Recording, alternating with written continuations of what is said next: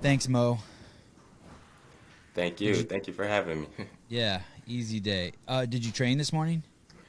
No, so my fight is in September, so I'll actually start the camp next week. Uh So huh. like this week is kind of just getting back in I'm in shape, but fine tuning before I actually start the camp. So as far as like 2 days, I'll do all that next week. But will you work out today? Will you do something? Will you go running, assault bike, something? Yeah, we spar today. We have practices at night, so Oh, okay. 7:30 is today. We spar today at 7:30. Awesome. Do you train 7 days a week? Is there some sweat that pours off that perfect skin of yours every day? I try and train 6 days. I need 1 day rest.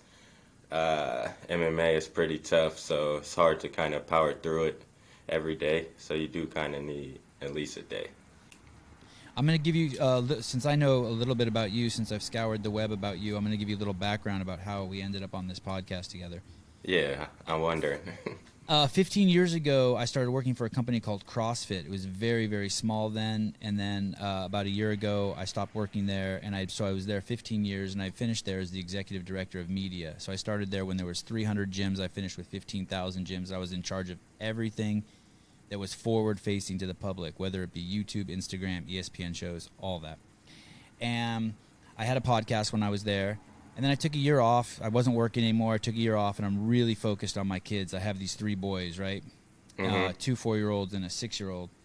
And they do martial arts 5 days a week. They do jiu-jitsu and striking. And so while I was at CrossFit, I met a lot of amazing athletes. CrossFit is kind of, in a nutshell, it's where professional athletes go to die or wannabe professional athletes go to succeed. Meaning you're 6'1" and you want to be a wide receiver in the NFL, but you're just like, you have everything, but you're just not tall enough. Hmm. So what do? Maybe you played like the new big guy in CrossFit. His name is Jason Hopper. He played at Clemson, but just didn't make it to the pros, right? So he picks up CrossFit at 23, and he can express that physical capacity, just like kind of like you can in MMA. But these guys don't want to get punched in the face, right? Right. So, or maybe they don't want to punch someone in the face. I don't know.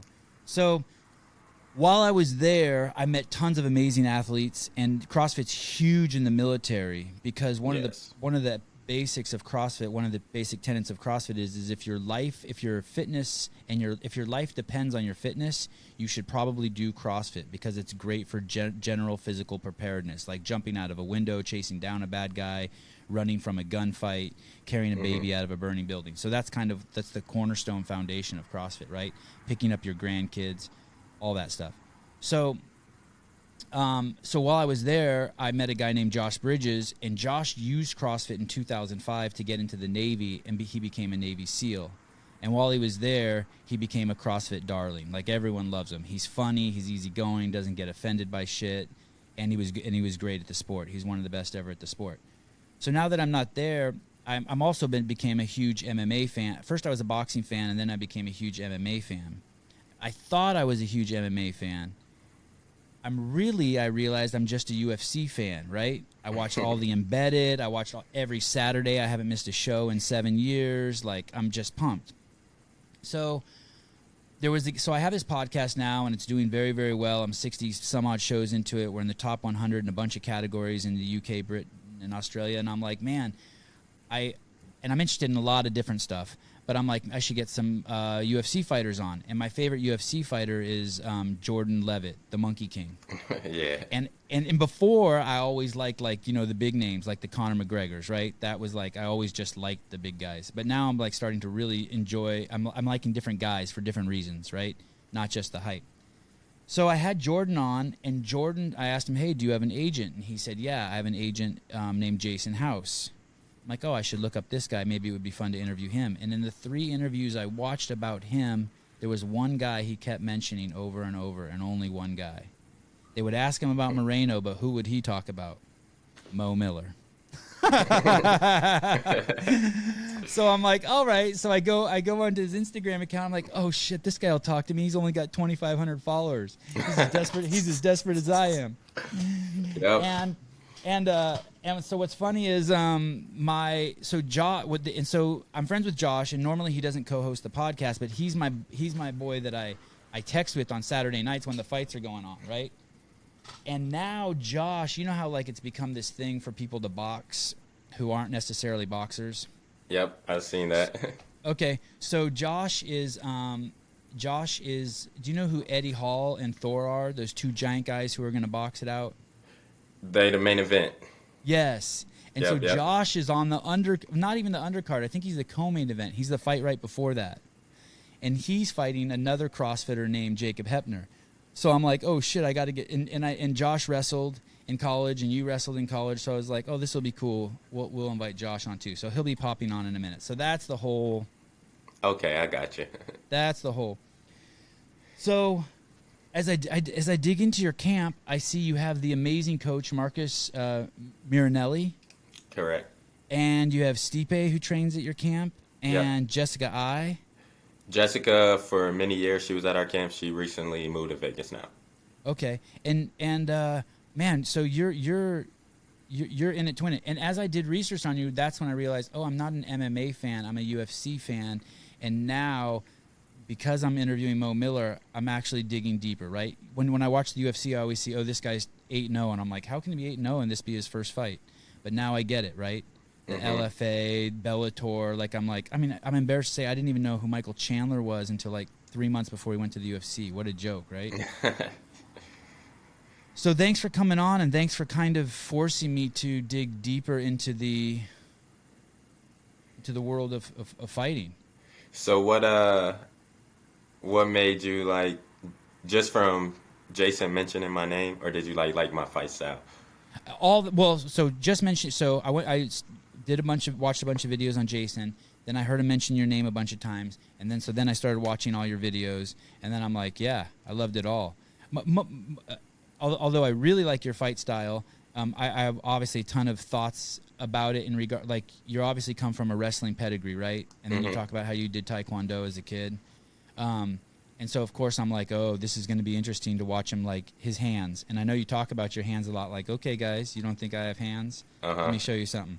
So it's you and Jordan are the first two guys where I'm getting on the bandwagon before you're big. Yeah, You know that's what I mean? raw. So I'm like, and when I used to think I was a huge football fan as a kid, but really I just like the Niners and the Raiders because I'm from the Bay Area, right?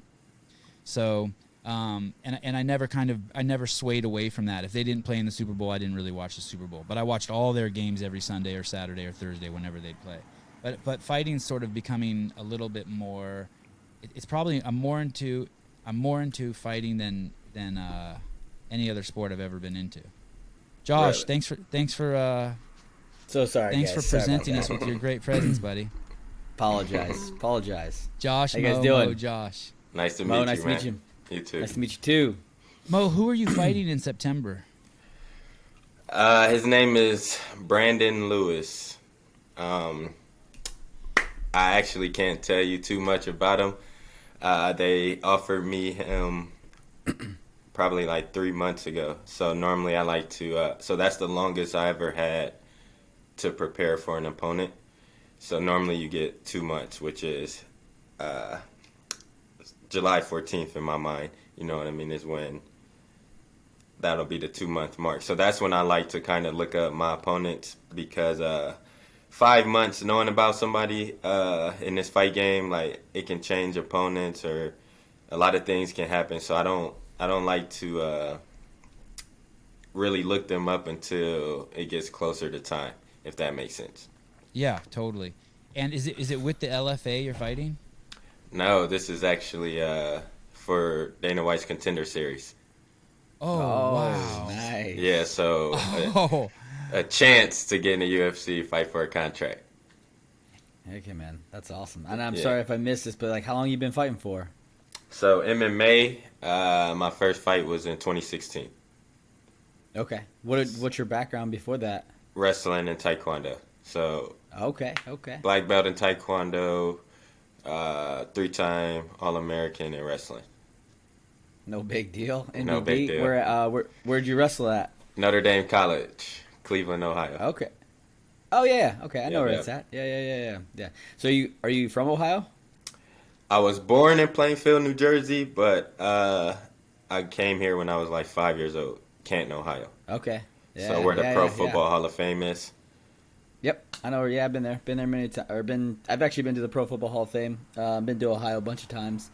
Um, yeah, man, Ohio's got great wrestling. Yeah, real good wrestling. Great wrestling. Yep. Yeah, so I wrestled. I wrestled a little bit in college in an NAI program, so not anywhere on your level. Nah, But yeah, man, the guy. wrestling, it don't matter. You can find dogs in any division.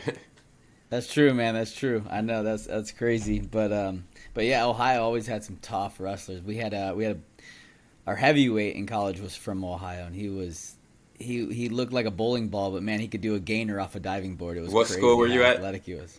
Lindenwood. Yeah, Lindenwood is pretty tough. Yeah, Like, yeah, Lindenwood got some good wrestlers.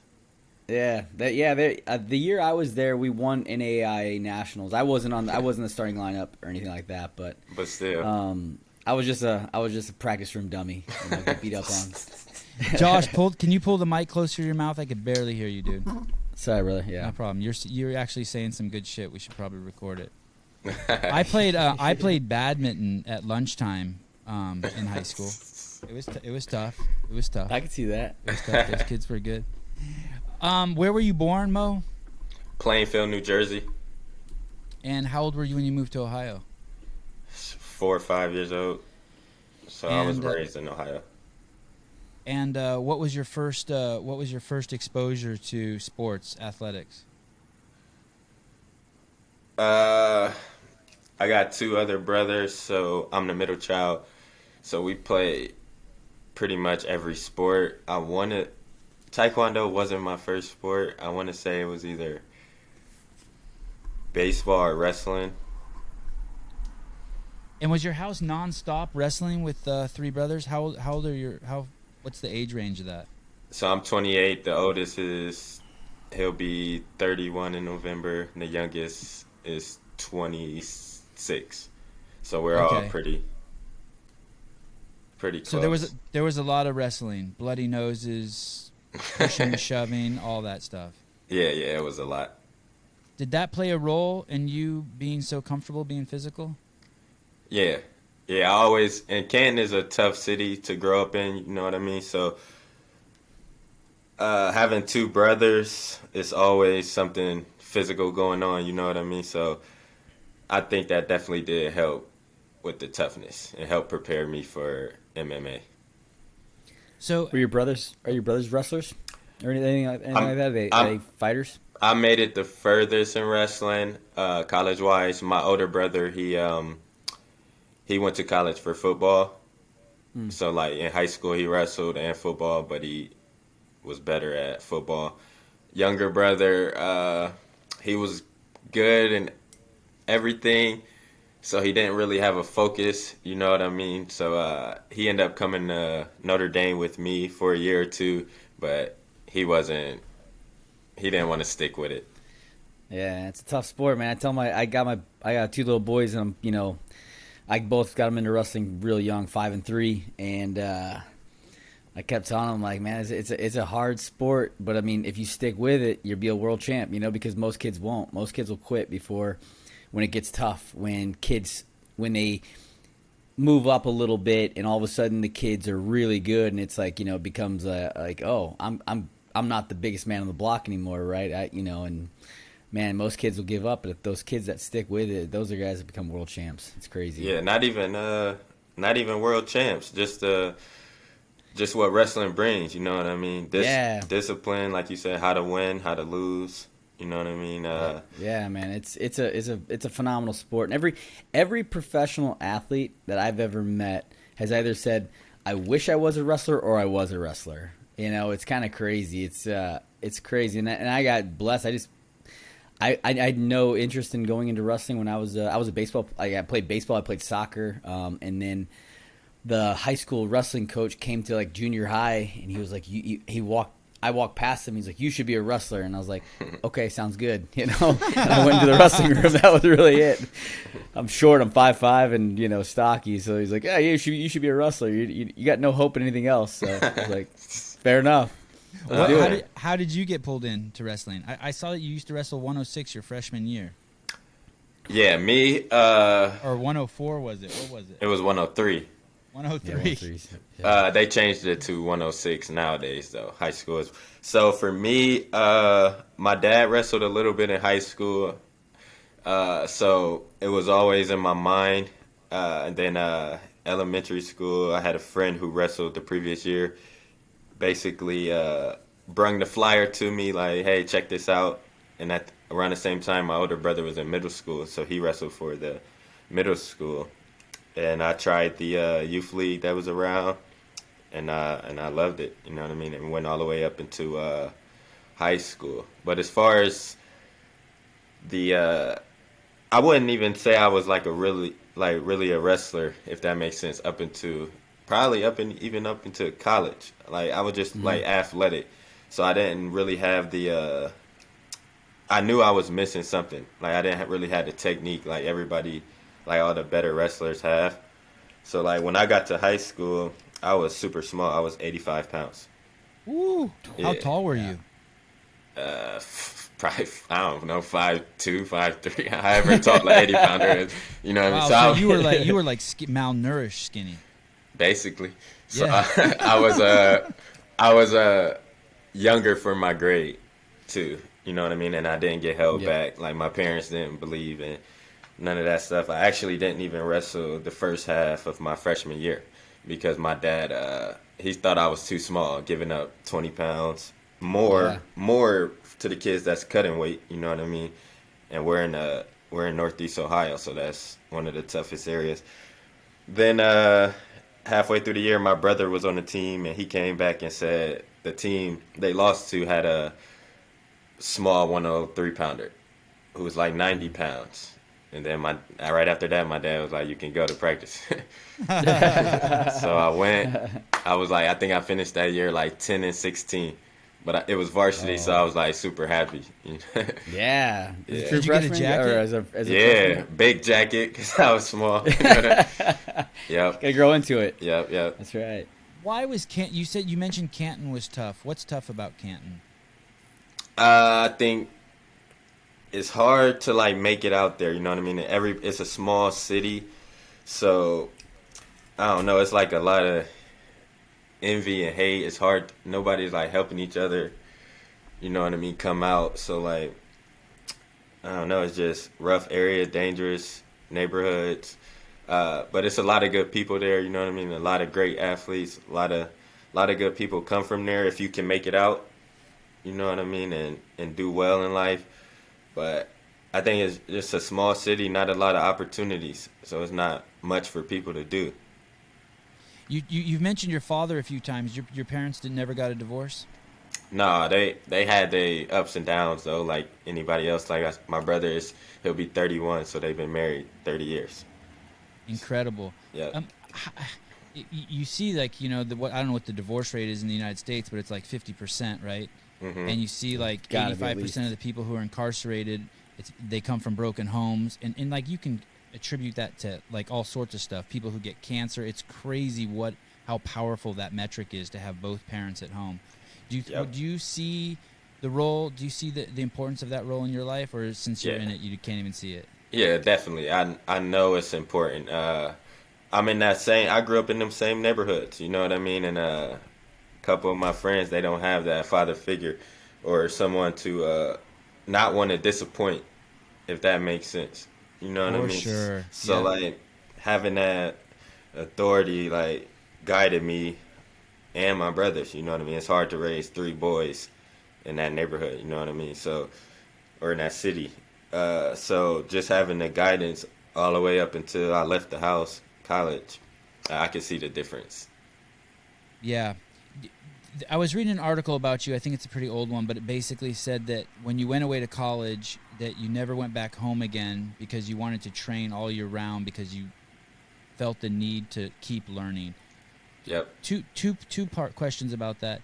How was that instilled in you? That desire to keep going, to not want to go home, to keep getting better. Well, let's just go with that one. Where did that come from? Just my competitive nature and not wanting to lose.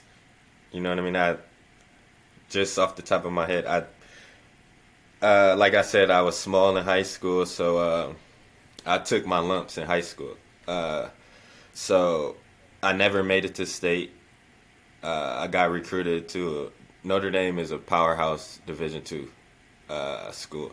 Like we can compete with most D1 schools. So I had a guy who was kind of from my area.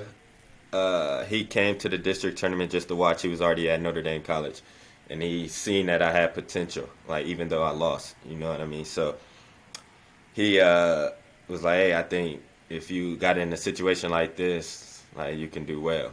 And they won their first national title when I was a senior in high school.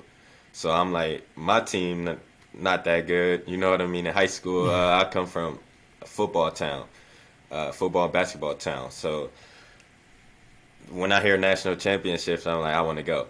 So and I didn't have too many offers just because I wasn't a state in Ohio. You know what I mean? Like it's tough. Yeah, it's a tough wrestling program. And I was Division I, so I was wrestling the best guys. I didn't get whooped on. Don't think that, but it was always. I just didn't have the technique that came down to it tournament time, if that makes sense.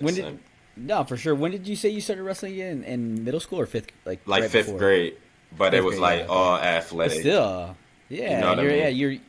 you're a phenomenal athlete, and so you were able to like push through those times. I was the same way, right? Like I tell my kids this all the time. It's the same. Like you're going to come up with kids who just have more mat experience, and in wrestling, that is huge. It doesn't matter how athletic you can be when a kid's been wrestling since he's been 3 or 5 years old. Like and around the right people, like Olympic coaches at 5 years. You know what I mean? I never had none of that. You know what I mean? Yeah, right. You were just a raw athlete that picked up on skills, man. It's impressive for sure to go to a D2 school. That D2 is huge.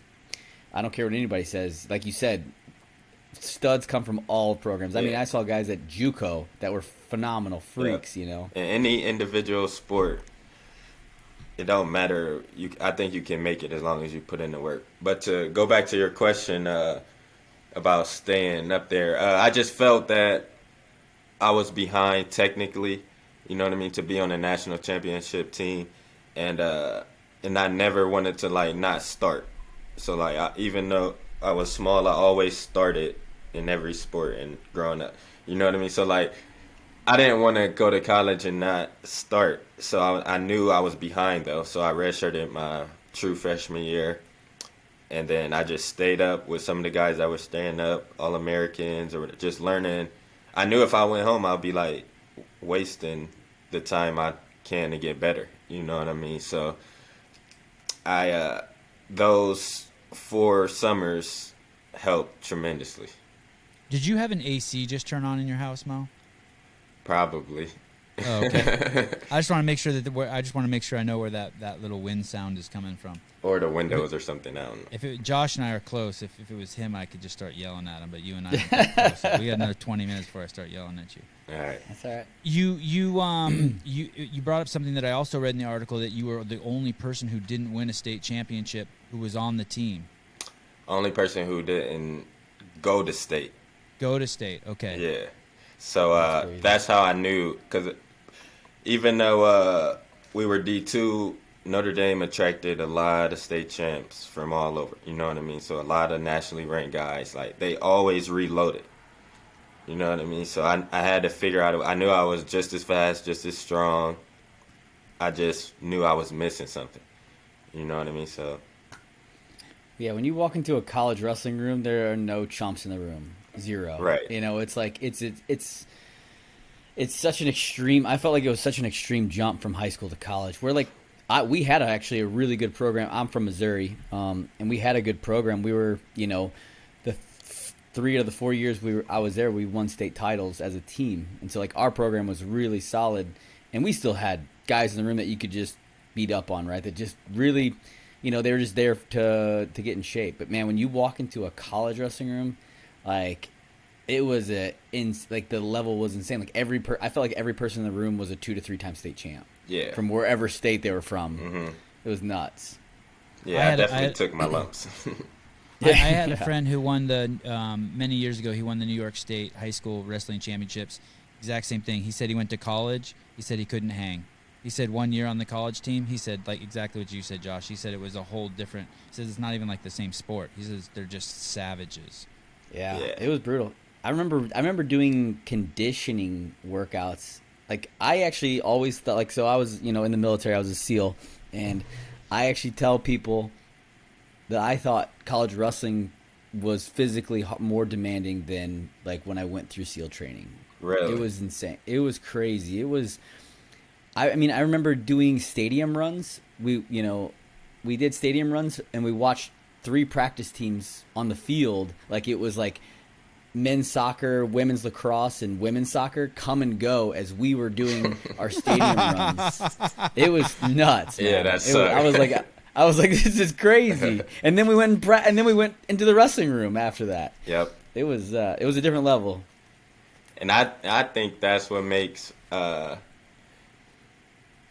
I don't want to say, I shouldn't say easy, but the transition to MMA is going through that. You know what I mean? Because MMA, it's a grind, but it ain't that type of grind. Right. Well, yeah, there's just so many different skills that you have to learn. Yeah. And like when you're working skills, it's typically not as exhausting as something like wrestling, where it's just always just a grind. Yep. Mo, how old are you? 28. I'm 49. And I've gone through a life of, vices. Like I had a drinking phase, and I had a smoking weed phase, and I had a chasing the girls phase. And like now that I don't know, a few years ago, you basically just start getting rid of all your vices, and you start kind of living your best life, right? And at 28, I would have never thought this, but do you think there's anything sadistic about how much I enjoy the sport? Like, here I go, it's Saturday. I can't wait for this Saturday. I cannot wait. I'm gonna work out in the morning. I'm gonna play with my kids, and I'm gonna take a shower. And I'm gonna sit on my couch, and I'm gonna watch men in booty shorts beat the shit out of themselves from 3 o'clock to 10 o'clock. And like what's wrong with me? Like, what is going on here? Do you have any thoughts on the? No, I think we need fans like that in MMA. Yeah, I think it's a hard sport. So, because coming from our background, wrestling, he probably can tell you it's not too much support. The stands aren't being filled. You know what I mean? It's families. Yeah, it's families. So like a lot of people don't understand wrestling, but like we didn't do it for that. So, but now, I think that's part of the reason we do it is for the fans. What's Mo? What's your favorite part of the training aspect? Is it? I mean, obviously you're a phenomenal wrestler. We all know that. Is it learning like striking? Is it learning obviously you probably are learning like Muay Thai, Jiu-Jitsu. Like, what's your favorite part of it? My favorite part is learning the skills. Like I said, I come from wrestling where I was just a straight athlete to understanding the techniques. You know what I mean, and what they're used for and what they can do. So like learning each individual's martial art is like endless. You know what I mean? So I think that's my favorite part, is because I'm never bored in MMA. You know what I mean? I know I'm not the greatest in the world, so I know I can get better. If I think I'm the best wrestler, we'll try and be the best boxer. You know what I mean? So like, I like the attention to the little details each sport presents. Which one are you where are you enjoying it the most? I guess. Which art? Boxing. Boxing. Yeah. Yeah. I just started boxing about a little over a year and a half ago, and I am loving it. Yeah, I've seen that. Like, it's crazy. I enjoy it so much, man. Yeah, I think. What do you like about it? The striking, the footwork, I think how much for me. Sorry, how much more technical it is than I thought it was. Yeah. Like I was like, you watch boxing, and you're like, oh, this isn't that hard, and then you do it, and you're like, wow, it's incredibly like technical. How throwing punches, slipping punches, moving footwork, everything. It's yeah. Yeah, for me, I think it's something a lot of MMA fighters skip over. So I think it's an advantage for me to really get all the details and the sweet science of boxing because most fighters, they don't go too in depth with their boxing, if that makes sense. Like they throw the 1-2s or and add a kick or whatever to it, but it's a lot in boxing that a lot of MMA fighters are leaving on the table. Like a lot of skills that that can help you in MMA, and from my perspective, I don't think MMA is taking advantage of it. If that makes sense. I can see It's that. crazy to me to hear you say that they would skip over it. And it's always weird for me to see fighters who look like they're out of shape. I mean, clearly they're not out of shape. They get into the ring, but you're basically getting in the ring, and someone's basically trying to kill you. Right. They're trying to fucking turn you off. Right. And to hit the off switch on your brain. And so, like, I would think that you would feel this insane pressure to leave no stone unturned, right? Have your nutrition dialed, have like your boxing dialed. Like, I just, it's not that common. I think MMA is an ego sport. You know what I mean? So like, if I'm a wrestler and I'm 5-0 taking you down, you know what I mean? I'm on top of the world right now. You know what I mean? So like, some people don't feel the pressure to adjust or the need to adjust. Others just don't like boxing. Like I'm not. That's a true thing too. Yeah, I can see that. So I'm not sure why they don't take advantage of it, but a lot of them don't. Do you think it could be like they think like I thought before boxing? You know, like it's just striking, it's just throwing punches. It can't be that. It can't be that complicated. Yeah, right? I think where, it is. It's crazy how like you can see. My coach is just like he's like when you bring your arms out wide, it's I can see it all day, right? He's like it's like I can see those punches coming from a mile away, like and so like trying to disguise your punches and things like that. Yeah, I mean, yeah, that you're probably right. It's probably just they're like it's not that complicated. When you actually get into it, it's insanely complicated. Yeah, and I train with like in my gym, strong style. Half of the side is MMA and half the side is a whole nother boxing team. So when it's like we do like Mondays are our stand-up only days, so I can't shoot for a takedown. You know what I mean? Only Muay Thai, boxing, something like that. So like if they say only boxing, I'll just go over there and box the boxers. You know what I mean? So right. So they humble me numerous of times. You know what I mean? So like I don't like that feeling, and I would rather it happen in the gym than in the ring. So I go with them as much as I can just to clean everything up. That's awesome. Mo, there's a video of you on the internet. It's like basically a compilation of you picking. I don't know if it's the same guy or different guys, but picking guys up and throwing them down on the mat. And there's one particular video where you picked a guy up and he's really high, like parts of his body are up over your head. And the commentator goes, I think he says something like, "Mo, better be careful here."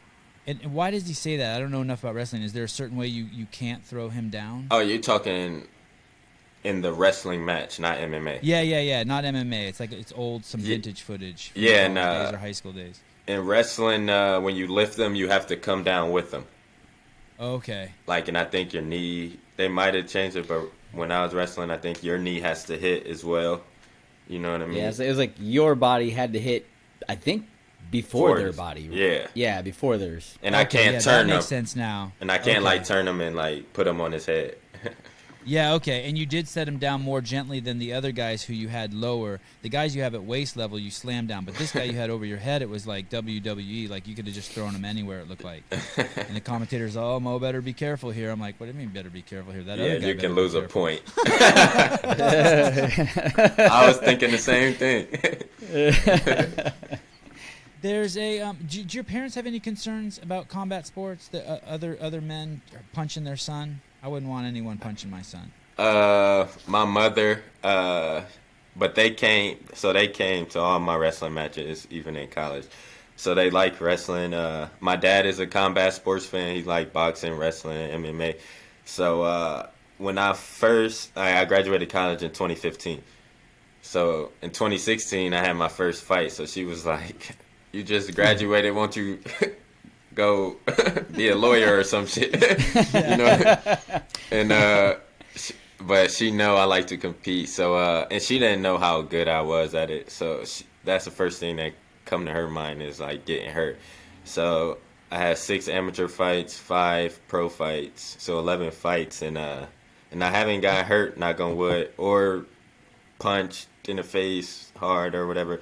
So she haven't really seen the worst of it yet. And you're undefeated, right? In all your amateur fights and your pro fights. Yep. Nice. You made a comment, I think, in college where you felt like, hey, I just feel like I can take anybody down. Did I say that? I think so. Basically, if I get a single leg on you or a double leg on you, you're going down. Yeah. And do you still feel that way as you climb the ranks? Yeah. You're In wrestling, once I figured it out, so I figured it out my senior year in college. The game that they play, if that makes sense. So I understood the technique, and I understand the importance of not just getting on the shot, but finishing it. It's 2 separate things. You know what I mean? So really worked hard at the finish part. So anytime I get a leg, in college, it's hard to get the leg because everybody got good defense. So anytime I was to get on it, I needed to make sure I finish it because it might be the only time I get it in the whole match. You know what I mean? So that's the approach I took. And as far as MMA, it's different scenarios. Like you can use the cage, so that can help them.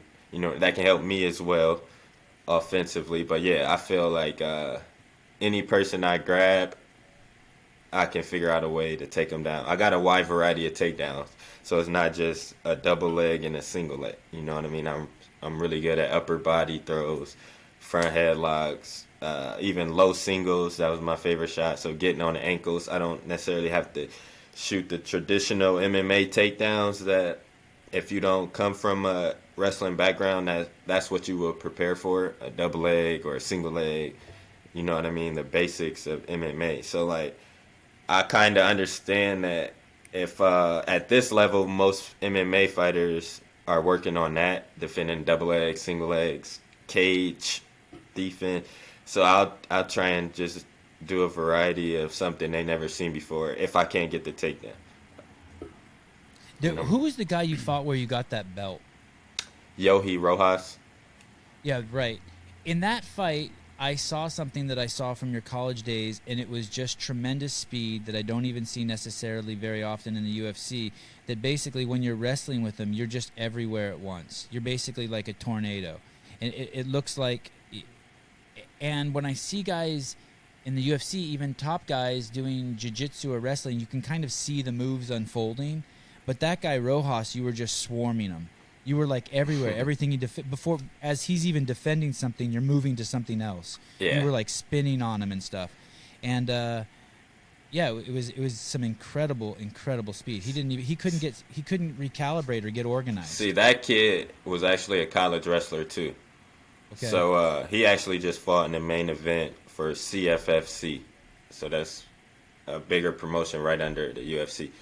So he's a good talent. But that kid was a college wrestler. So when I approached that fight, I knew he could stop simple single leg or double leg. So what I do with that is chain wrestle. So one move, I'm assuming he's going to stop that, but I'm already in transition to the next move. So that's called chain wrestling. Like, so I just assume, even if he probably couldn't have stopped it, I wasn't going to that anyways. I just need to get him occupied on defending that while I chain wrestle over here. So you see that, Josh? I know I'm seeing something, but I don't know what I'm seeing. But hey, look man, look at me. I'm like you should be commentating wrestling, bro. Right. I need Mo explaining the shit I see there. I see something here. I don't know Mo, what it is is. going on? But But something someone else going tell on. me. But something is happening. That guy is doing something, and I think I like it. Yeah, I mean, you just didn't let him showcase his talents. You were just all over the fucking place. It was just like crazy. I'm like, fuck, this guy can't even fucking figure out what Mo's doing. Mo's just everywhere. Yeah, it's all about me on that night. You know what I mean? I don't want to ever get fight of the night, if that makes sense. I want to get performance of the night or knockout of the night or something of that nature. Like, I don't want it to be a bloody war. It could go either way. You know what I mean? So if he can't showcase his talents, that's on him. Right. That's not your fault. Yeah. Do you have a girlfriend? Or actually, maybe it is. Nope. No girlfriend. No kids. Is that conscious to not have a girlfriend to keep yourself focused? Yeah, right now, I feel like I'm not. I don't want to say stable, but not where I need to be, and I'm super close to achieving what I need to achieve. And girls gonna always be there. They been there my whole life. You know what I mean? So like, but I need. This is like I said, coming from where I come from. Like this ain't normal. You know what I mean? To get a shot at the UFC or MMA in general. Wrestling isn't even big where I'm from. You know what I mean? So I gotta stay focused, and I have been, and I'm super close, and I think it'll motivate a lot of people, and it has been from where I'm from. Is that I mean, you're 28. You're in your prime mating age. Is Yeah. that like, does that just require crazy discipline? And tell me about your bubble, like how you do that. Like you wake up in the morning, you have eggs, you go to the gym, you don't respond to the DMs, you finish working out, you take a nap. Like, is there some sort of loop that you're in that just protects you from distractions like girls? Uh, yeah, it's just self discipline. You know what I mean? Like I don't want to lose, and I don't want to get distracted. I'm basically fighting for my life every time I'm in there. You know what I mean? And yeah, if the right girl comes around and understands what's going on, yes. But right now, like I'm like super focused, like, cause I don't want to lose. It's not like wrestling. You know what I mean? Like, yeah, basically your money go up with the wins, if that makes sense. So I need to. I want to change my lifestyle, so I need to stay disciplined. And I know being disciplined, you get rewarded. I learned that through wrestling. So it's the same thing, you know what I mean? And pretty sure being Navy SEAL is the same. Like if you put the time in and be disciplined and put aside those urges right now, like you'll be rewarded. And it's been shown throughout my life. Like once I do that, normally I can get what I want. That's right. Discipline equals freedom, as Jocko would say. Yeah, It's true, man. It's true. It's such an It is easy thing to think about, but it's so true. Like, right? Like being disciplined in certain aspects of your life gives you freedom to do whatever you want to do. yeah, and that's what I'm aiming for. You know what I mean? As long as I use up my 20s, work in my 20s like I'm supposed to do, you know what I mean? When I hit 30, the party, the party can start. Are you always refining your habits to become more disciplined? Is it something that you're like constantly? I just know the pros and cons. You know what I mean? Because you are what decisions you make, if that makes sense. So me being an undefeated fighter, amateur and pro, is based off the decisions I made. You know what I mean? Not just being a good wrestler. Because if you watch me fight, it's more there. You know what I mean? Like, yes, I'm winning a lot of fights with my wrestling. But it's more there. You know what I mean? So I'm not undefeated based off wrestling. What does it take to get into your like training pod, into your training camp? Do they look at not just your ability but your character? My coaches. Yeah. Yeah, where I'm at, Strong Style, it's a real good gym. You know what I mean? It's like a family base. I say we only probably got 15 fighters, like men and women. You know what I mean? Stipe included. So like, it's not like if you go out to these other big gyms where it's 50 people in there, all of them are in the UFC or, you know what I mean? So you're not really getting that much attention. But at my gym, like I was getting attention when I came to the gym when I was a 2-0 amateur. So like they didn't know too much about me. I had college wrestling teammates who were already on the team, and they said I got a guy who's a wrestler, blase, and they seen I need to work on my stand up more. I had good taekwondo kicks, but the hands, you know what I mean, and when I'm tired, holding them up and everything. That's what. So they focused on like molding me in all aspects of MMA. So like, it wasn't. I think everybody there gets the same amount of attention. You know what I mean? We got all skill levels. For some of the people I sparred every day have 0 fights. You know what I mean? So like, I don't need to have a UFC guy in front of me every day, you know what I mean, or Bellator or whatever. As long as you understand the drills and how to defend yourself to a certain point, like I can work with pretty much everyone. But if you were screwing off, let's say you missed like 2 practices, or you came in smelling like alcohol, would one of your coaches or one of your training partners be like, "Yo, what the fuck, dude? Knock that shit off. That shit's not cool here." Yeah, they would, because it's not because people don't do that around there. You know what I mean, in that gym. So like, and they know the potential and know what we are trying to do here. So if anybody, I got a very straightforward coach, Marcus Marinelli, you know what I mean? So that's one of the reasons I'm there. Like I said, it's not necessarily the training partners or the gym, is basically the coaching, you know what I mean? Like he got Stipe there, Jessica there, Cody Garbrandt was at our gym before he went to Wow. Alpha Male, you know what I mean? So like all of those guys and girls touched the title, you know what I mean, or fought for it, or you know what I mean, and they all came out of this gym, you know what I mean? So like I believe in the coaching, so I'll take, if I'm messing off or goofing around there, and they tell me I'm doing too much, then I'm gonna listen. You know what I mean? Because I know they know the way to go. There's accountability. Yeah. Biggest thing everyone needs is more accountability. Fact. Mm-hmm. Mo, I apologize. I don't know this. So what weight do you fight at, and what do you walk around at? I fight at 135. Okay. I'll probably walk around at 55. Okay. Yeah. Yeah. How's that? How was that compared to like when you were cutting in college? I didn't So I told you in high school I was 85 pounds. So Right. Yeah. I can't even believe that. I know, that's crazy. So I got my freshman year. I gotta find a picture. Yeah. So I guess and then my parents never believed in like cutting weight. So in high school, I think, so I wrestled 2 years at 103. I wrestled I weighed 95 my sophomore year. Then Oh my gosh. I was like 114 my junior year and wrestled 112. 127 my senior year, wrestled 125. So I didn't even cut weight because my parents didn't believe in doing all that. You know what I mean? So I kind of wrestled, and that's what so that made it hard in wrestling in high school because a lot of them were cutting weight.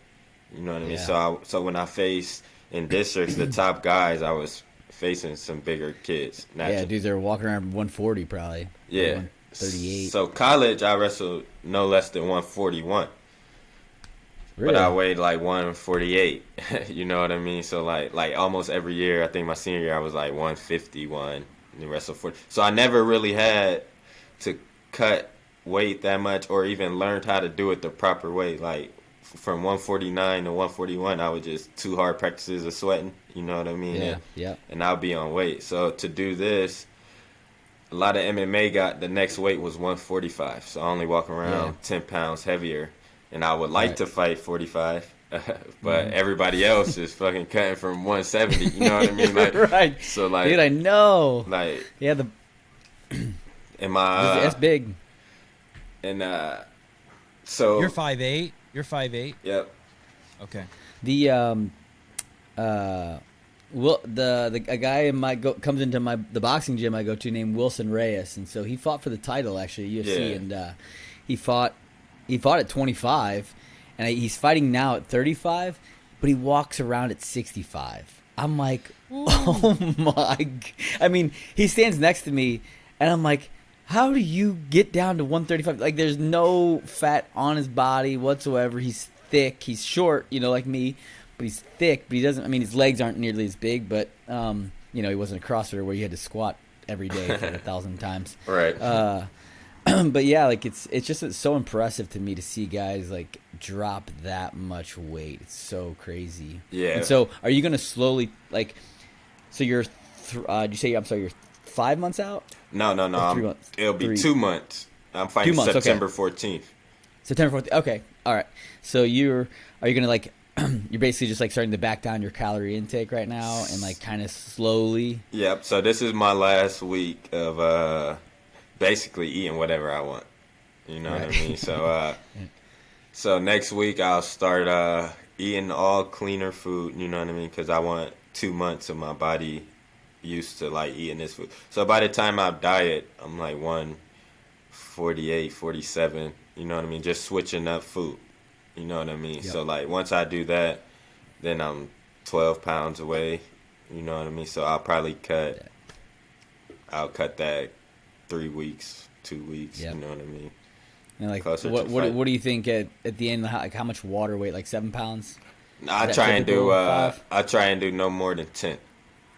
Okay. Like so that's so I need to get to walking around weight like 146, 145. Gotcha.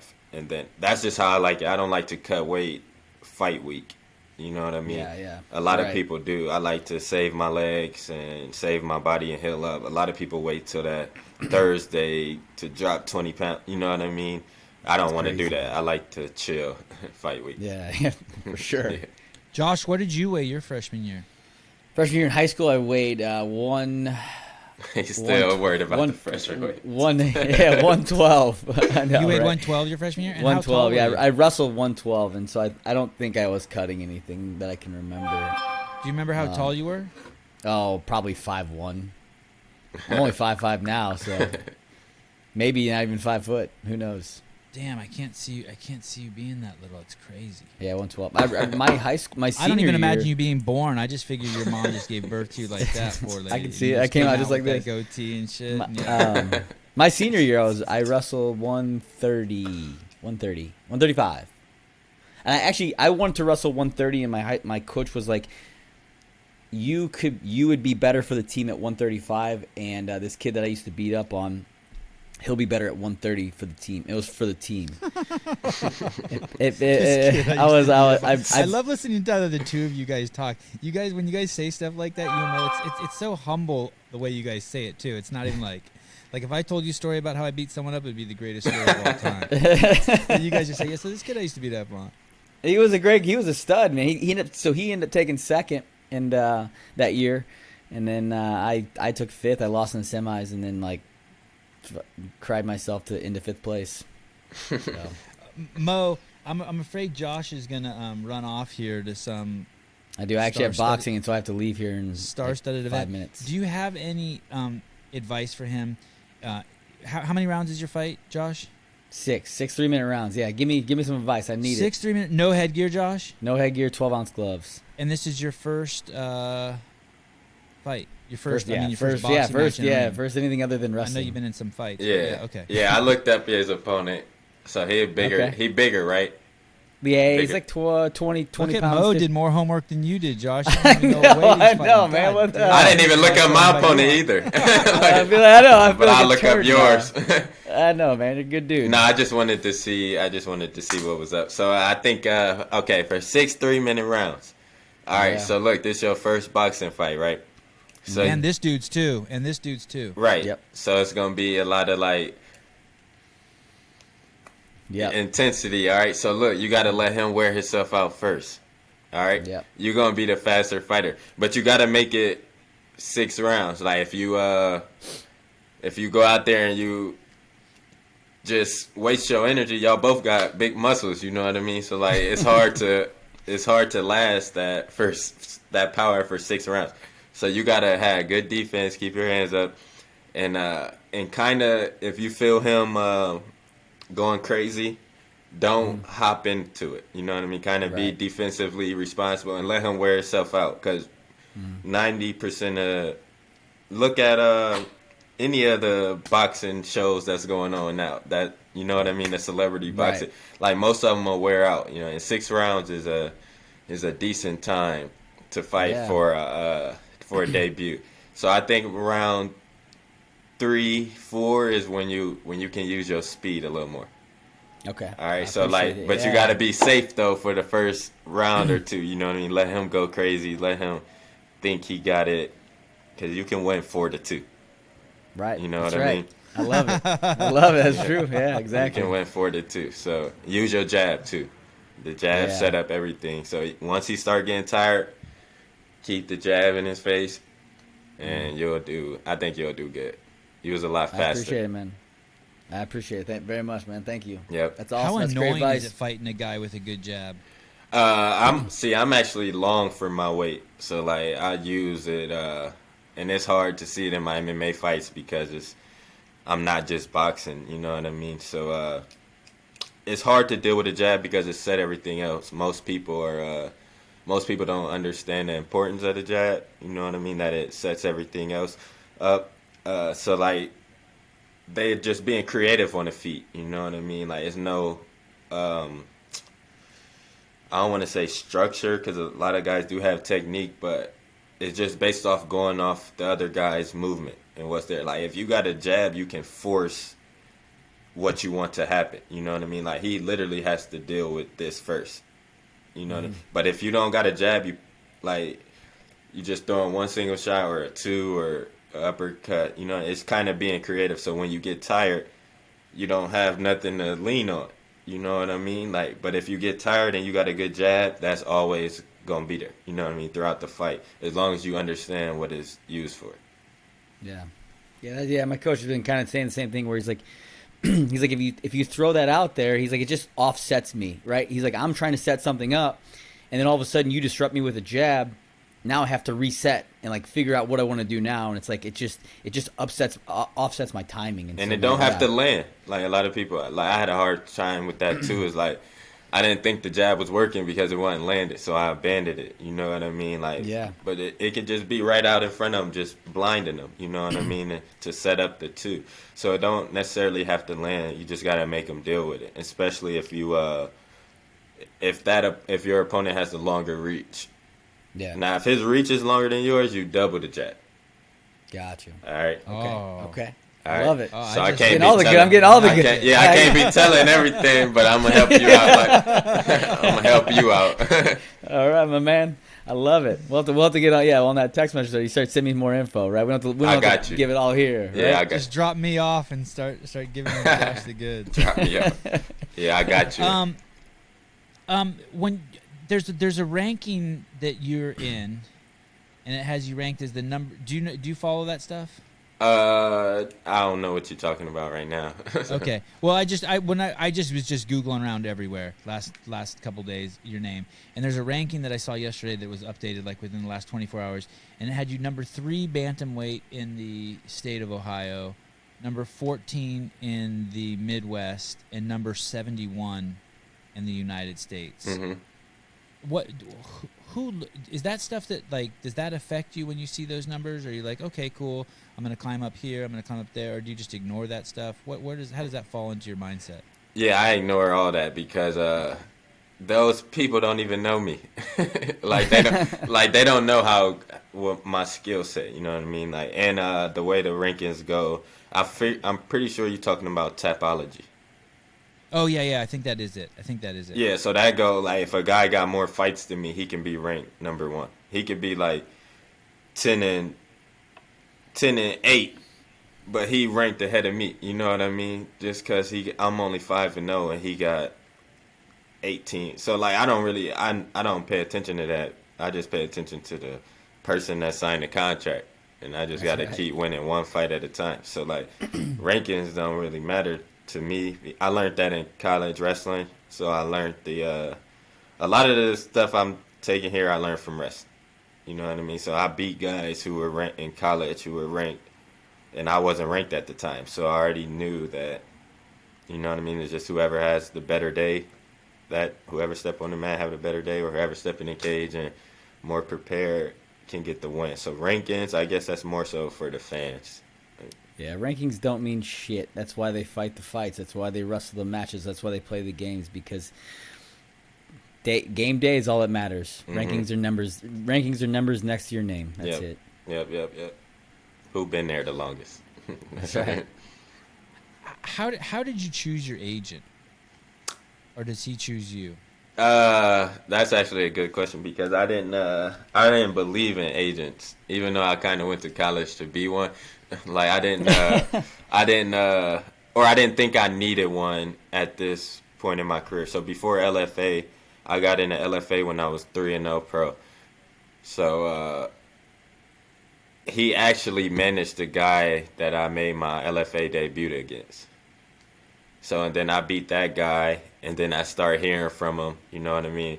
A lot of managers were hitting me up, but the package, I guess, didn't seem right, or I didn't feel like I needed one right now because I'm not bringing in no money. You know what I mean? It's Corona time. Like, the opportunities are like slim. Even though that's a major reason why I did choose a manager at that time. I'll tell you that in a minute. But Jason, I just felt like he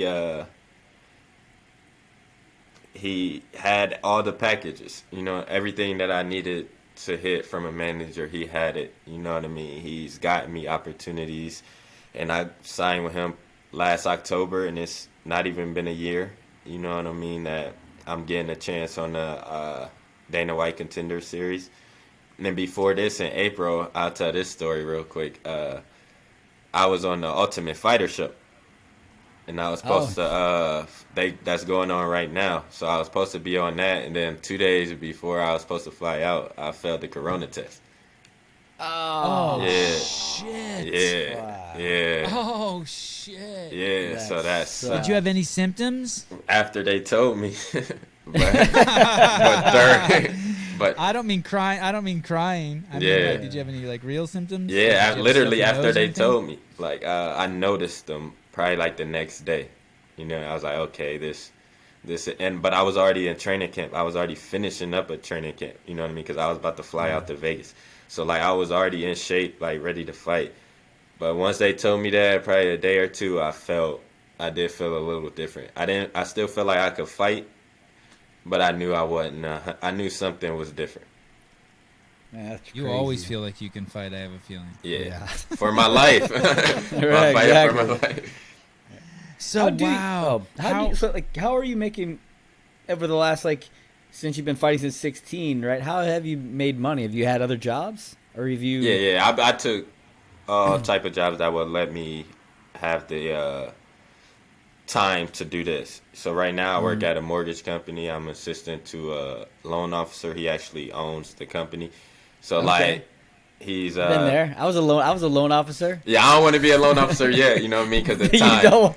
Because the You time. don't ever want to be a loan officer. Oh, don't ever. say that. They gonna listen to this and be like, yeah. So I'm assistant to one. I do basically whatever he need a few times a week. He's very flexible. You know what I mean? Let me whatever I got coming up. I'm allowed to do that. You know what I mean? Yeah. So when you say you do whatever he needs, like he'll be like, "Hey, this person hasn't paid their mortgage this month," and you go knock on their door. No. Loan. I know, I'm just joking. No, like I'm his assistant. So he runs the company. You know what I mean? So like he got many loan officers in the bill. You know what I mean? So like he also like it's a continuing education department that I run.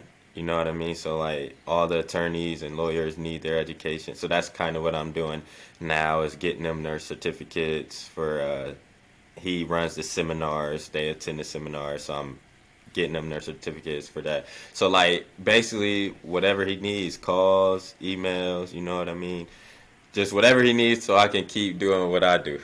Basically. So like I'm blessed to I'm blessed to find a job like this, you know what I mean? That's flexible enough to do cuz I didn't want to go right into my degree dream job, I guess, because like once I start working, I'm gonna be working the rest of my life. You know what I mean? Fighting is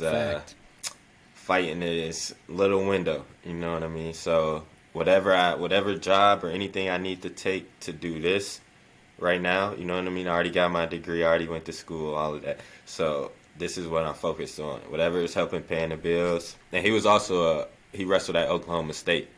I knew it. Yeah. That was going to be my question. Wait, what's his attraction to you? Yeah. So, you guys are in a brotherhood, man. You wrestlers. It's wrestlers all in Josh. that. Yep. Yeah. You got to follow me, Josh. I'm going to follow you too. Yeah, I will, All right. man. I will for sure. Yeah, definitely. I love it, man. So that's great that you said that he was a wrestler, and so you guys bonded on that, and he understands the discipline and hard work. So it's like that's your application, right? Yep. One wrestler to another. He knows. Okay, this guy's no joke. Yeah. In an article I read, it said, I want to come back to the Contender Series too, but in an article I read, it said that basically you were, if I understood it right, and feel free to unfuck me here. You were training, you couldn't afford your training, and so basically that's why you started fighting to make some cash to pay for your training. So it's kind of like this weird relationship, or no? You talking about wrestling? All right, so Oh, wrestling. Okay, so yeah. after I wanted to do the freestyle circuit, like, so I graduated in 2015, so 2016 was like the Olympic year. So I wanted to try that, you know what I mean? Freestyle Greco, but where I'm at in Cleveland is great wrestling, but the freestyle and Greco scene to be on that level is not there. You know what I mean? I got to travel to Columbus at Ohio State, or I went to Penn University, their wrestling club with Brian Dolph. I don't know if you guys ever heard of him. But he's a coach up there. I went up there. So like I was doing a lot of traveling, but I wasn't like I was spending money to train, you know what I mean? Because I had to. Like, if I wanted to do this, I had to travel to go places to get the training to compete on that level. And then it wasn't, it was just too much to do. Like, I'd rather fight and make the money, you know what I mean, than spending it. And I don't know. That's how that went. Are you living at home with your parents right now? No. I got a roommate. I'm living in Cleveland. And how far is that from Canton? An hour, and I'm 20 minutes from the gym. The gym is in Independence, Ohio. Josh and I have this other podcast. It's called the Josh, Matt, and Sevan Show, and the other guy's the 5-time CrossFit Games champion. And one of the funny things about him is that he stayed in his parents' basement as he won world championships Until he was 30. I think he was like 29. Yeah, I mean, yeah, and now he's killing it, man. Yeah, But he crushed it. if you asked him, hey, would you move back in with your parents? He'd be like, yeah, sure. He'd say yes. He'd bring his girlfriend there. This guy. I mean, some people got the luxury to do that. You know what I mean? Like, if you got the luxury to live with your parents that long and everything is paid for, taken care of, you know what I mean, and they understand the goal and. Because this world, I mean, it's an expensive world out here. You know what I mean? So, like, whatever you got to do, especially if you're chasing a goal, you know what I mean? It's hard to support yourself and put in 100% in that. You know what I mean? So, that's why I said when I was looking for a job, it had to be something to coordinate with this or allow me to do this. So, him staying at his parents, I can't do that. My mom would be like, F fighting, go. You gotta get a job. You know what I mean? Get a job at Starbucks. Yeah, something. Like, you gotta do something. So, yeah, kudos to that man. Yeah. Hey, I'm so sorry, guys. I'm sorry I showed up late. I really apologize. No worries, and I Josh. I'm apologize. I have stoked to you made leave. it, buddy. What's that? So stoked you made it. No, man. Yeah, I'm yeah. so glad too. Very nice to meet you, Mo.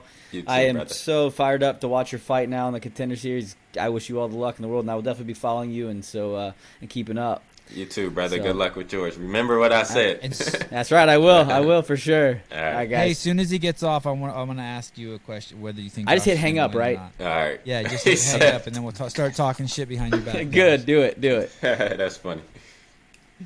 All right, brother. There was something. So how do you think he's gonna do? I mean, it's two untested guys. What decides the winner in a fight like this? And the guy is bigger, and man, the guy he's fighting is so talented. Yeah, so when you got two new guys like that, then you just throw them in front of the world. You know what I mean? Emotions will come into play. Nervousness will come into So it's more so who can control that. So if he comes in more calm, and that's why I was saying let that guy use his emotions and fight emotional, and you be calm and weather the storm. You know what I mean? And then you can start working, because he is a bigger dude, so you want to be safe. You know, you got to make sure you're safe. You don't want to get knocked out in front of the world. And first round is the most dangerous. And Josh has obviously been in other life and death situations. So obviously years of wrestling, but then as a SEAL, he was obviously put in some precarious situations. So I guess he has that. I mean, nothing's worse than what he's already done in life, right? Nothing's Right. more. Right. So I think he'll be ready, though. Like, just from the videos I've seen, I think Josh is more quicker. You know what I mean? I feel like skill level, they probably near the same. But I think if he can outsmart him and not just bang with him, I think he can be successful. yeah, this other guy is pretty smart too. What do you think about the other fight, this Thor and Eddie Hall fight? I don't think that one to go. Well, I don't know how many rounds that is, but if that's 6 rounds, I think 3 rounds max, one of them would go down. Them some big boys. Because of how hard they hit and how much oxygen they consume. Yeah, I think they gonna like same thing. I think the nerves come into play with them too. You know what I mean? So and they're all athletes and used to competing, but boxing in front of the world, you know what I mean, risking it, it's a different feeling. So I think those two big guys, I think it'll be super entertaining, but I don't think it'll last 6 rounds. I definitely think one of them going down. Did you scrap as a kid, or were you you avoided that stuff? I did when I had to, but I'm pretty chill. You know what I mean. My brother, I'm the middle one, so you know what I mean. Both of them was the wild. I had to be even kill. You know what I mean. Keep the Yeah. peace. So like when I had to, but I wasn't out just fighting. I wrestled and did taekwondo as a young age, so I already knew how tough I was. You know what I mean? People in the city knew, you know what I mean, what we did. So, like, we ain't really have too much problems. But when we did, we handled it. But we wasn't out here looking for trouble. Yeah, good. That's interesting you said that. I never thought of that. I wonder if some people do fight on the streets because they want to be tested. Yeah. They want to test what they have. Yeah, millions of people do. You know what I mean? But, like, when you... I never thought of it like that. I always thought it was just like two angry people who couldn't get their fucking shit straightened out, so they would fight it out. But you're right. But what you're saying makes even more sense. It's young men who just wanted, like, they did some shadow boxing in the mirror, they work out in the gym, and now they want to see what happens if they get in a fight. Yeah, that's very possible. You know what I mean? But, like, when you grow up in the gym, grow up in the wrestling mat, like, you know your level. You know what I mean? So you're humble, I would say. Like, you know that guy down the street don't know much, you know what I mean, just talking his mouth, but so you tend to be calm in most situations because you already know what can happen. And like I was cool with every neighborhood in my city, people all around, you know what I mean. So so was my brother, so we really didn't have too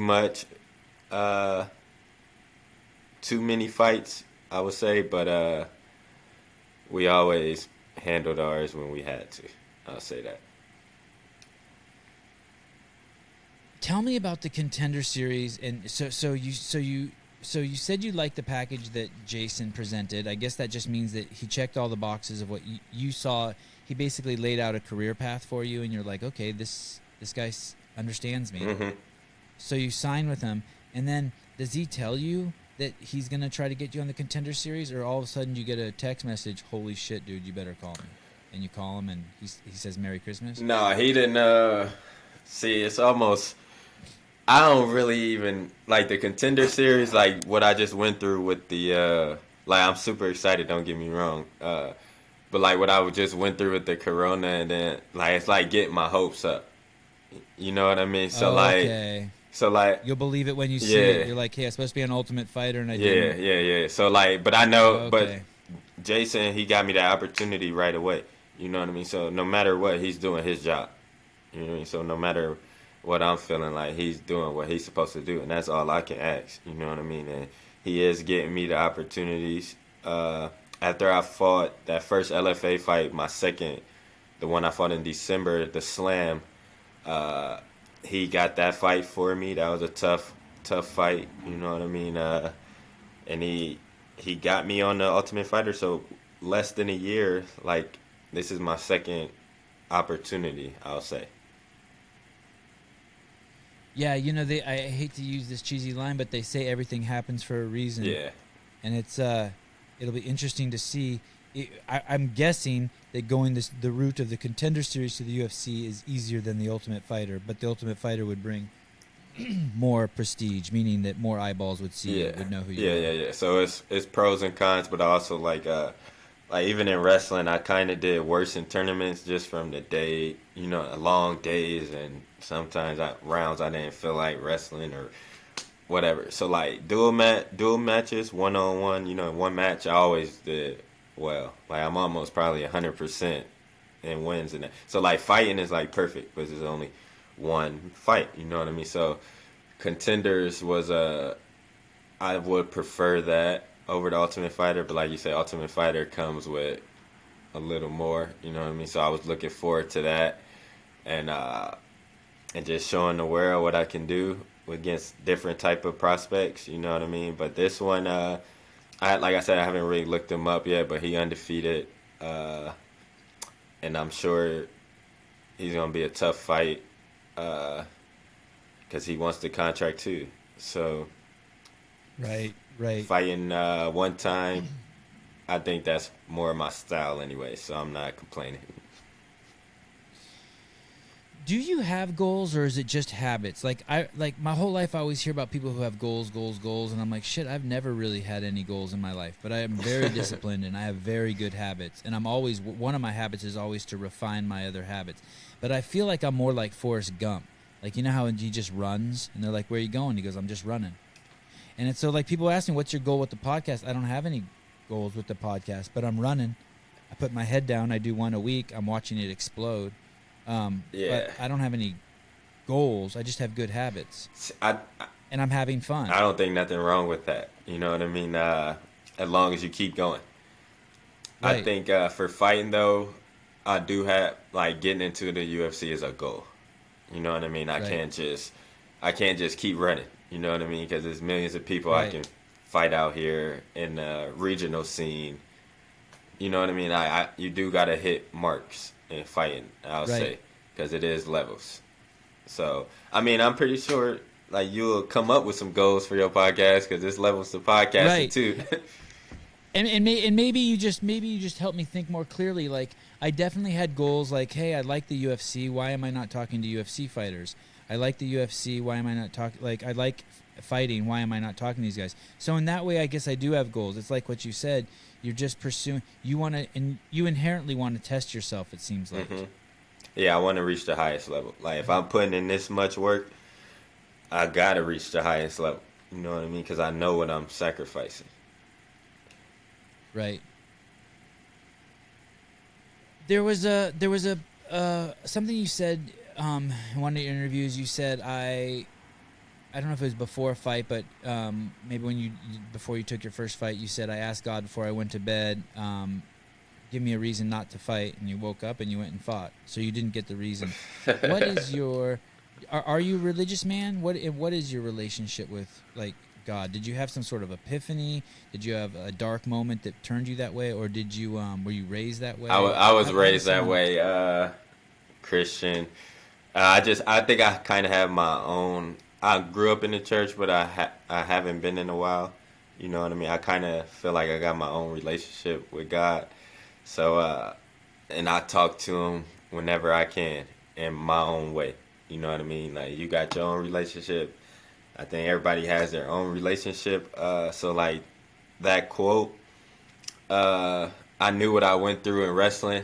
You know what I mean? So I knew, like, if I'm going to do this, like, I got to be 100% again. You know what I mean? So the quote came from basically it was, I asked God, it was similar to that. I forgot. If this is for me or something like that. And to give me a sign, and next day I went to a gym. You know what I mean? So I wanted to, if this ain't for me, I don't want to get out there and embarrassing myself and getting punched on and doing all this stuff if it ain't for me. You know what I mean? So, and I also asked him, don't let me into the UFC or the higher level until I'm ready. You know what I mean? Until, like, I don't want to be somebody just getting in there because my wrestling background. Like, that happens a lot. Guys who are national champs shoot straight up to the contenders or UFC and get their butts beat because they skip the whole lot, basically. You know what I mean? Just going based off of their wrestling reputation, and it's mixed martial arts. You know what I mean? So, like, I'm very thankful that I'm 28 and I'm getting this opportunity.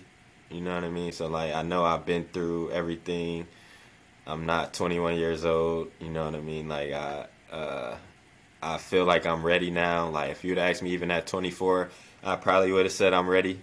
But looking back, I wasn't to compete at the highest level. I'm saying, yes, I may have won some fights or whatever, but I want to be a champion. You know what I mean? I want to compete at the highest level. That's what I'm asking. Don't let me get there until I'm ready. You know what I mean? Don't let me get there. God, that's wise. Man, that's smart, right? Yep. So Like, hey, prepare me for tomorrow. Don't bring tomorrow until I'm prepared, yeah. right? Like, I'm excited for tomorrow. Yeah, that's great. Did you this relationship you say you have with God? Did it come through dark times? Did it come through evolution? Probably both. You know what I mean? Like, Yeah.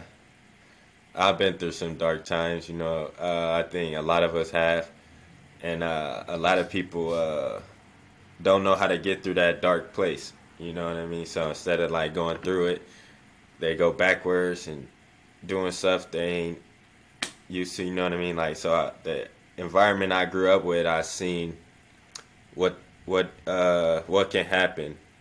You know what I mean? If you don't do the right things to get out that dark place, and the dark place can be anything to us individual. You know what I mean?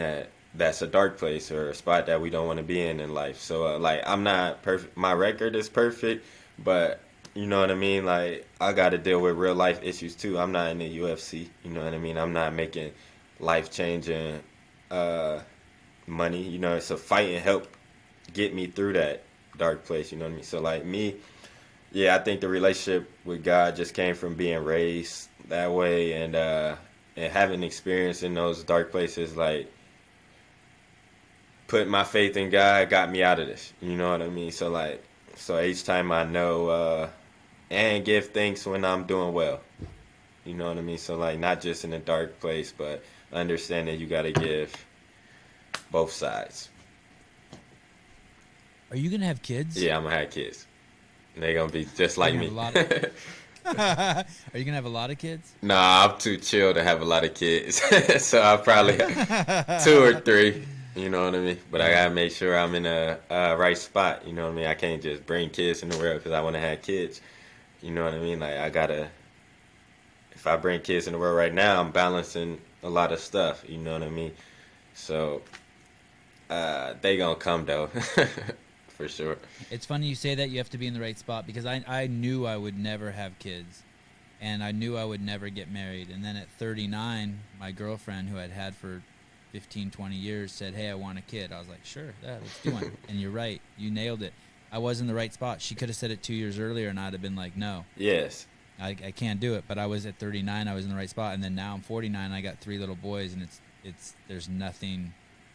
See, yeah, I think you did it right. You should ask your mom and dad. Was there anything better than me and my 3 brothers? They gonna be like, hell yeah. No way. Nah. No way. It's all water under the bridge now. Yeah. Man. Well, Mo, we are an hour and 22 minutes. Really? I'm so stoked Josh made it. You're a cool dude. This was fun. Maybe I'll bug you again. No low stress, but I'll bug you again before the Contender Series.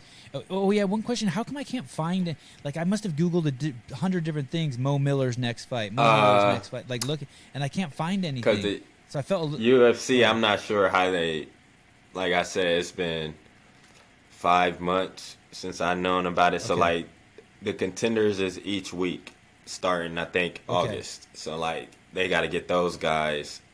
You know what I mean? Before, it's more contender fights before mine. So, like, as far as them announcing, I don't know. Like I said, that's why I ain't even look them up. My opponent can change. I don't know what they got going on, but per source from me and my manager, the Brandon guy is the next fight in September.